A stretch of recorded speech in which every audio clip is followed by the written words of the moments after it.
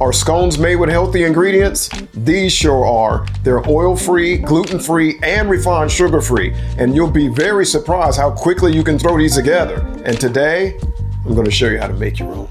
Okay, so the first thing we're going to do, of course, is talk about the ingredients we're going to use to make these scones. Now, I'm making 2 different kinds of scones today, but the beauty of this recipe is that once you have the base ingredients down, you have flexibility as to what type of scones you can make. So today I'm making some that are a mix of berries, delicious raspberries and blueberries, 2 very health promoting berries, by the way.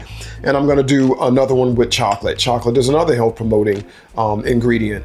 I get chocolate, as you know, that is date sweetened, not sweetened with refined sugar. Those are not so healthy, but these are. So these are the types I'm going to make today, a mix of berries and chocolate chips, but you could add raisins or any other combination of fruit. You can really do whatever you want as long as you have a good base recipe. And let's talk about how you make a good base recipe.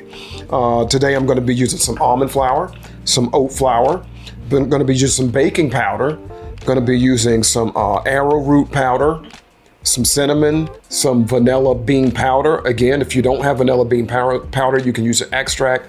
I use the powder because one, it's one ingredient, doesn't have any glycerin, doesn't have any other additives, just vanilla bean powder. It's organic, has a lot of health promoting properties on its own. It's a health food, and it carries the flavor better. So it's the best of all worlds. A little more expensive. So by all means, if you prefer the vanilla extract, you could use that instead.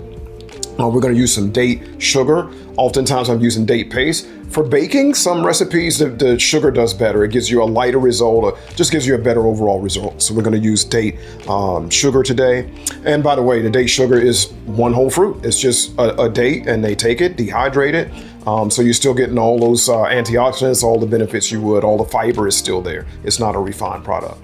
Going to be using some cashew butter, but if you have another nut butter on hand, or if you've been wanting to use a seed butter like tahini, you could do that as well, but I'm using cashew butter. We're going to use some apple cider vinegar, some plant milk. The plant milk of choice for me is walnut milk, as you probably know, but any plant milk would do. So any plant milk you have on hand works.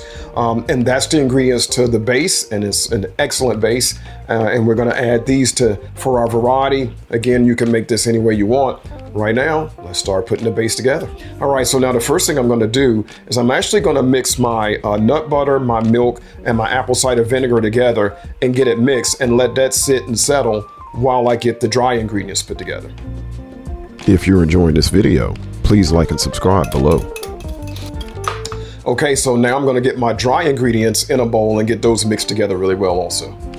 You know, one of the things that I love about this recipe is how easy they are to make, which makes this a great option when you're short on time. Okay, so now all that's left for this is to add the chocolate chips to the mix.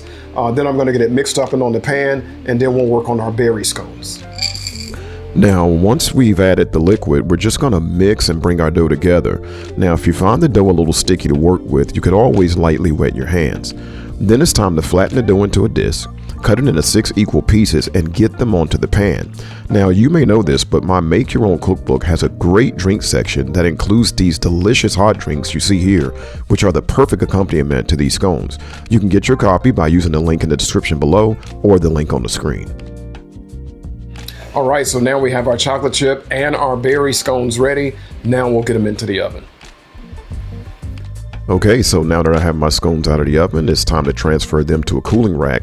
And at this point, you can optionally top them with a drizzle of cashew icing or eat them as is. Either way, they're absolutely delicious.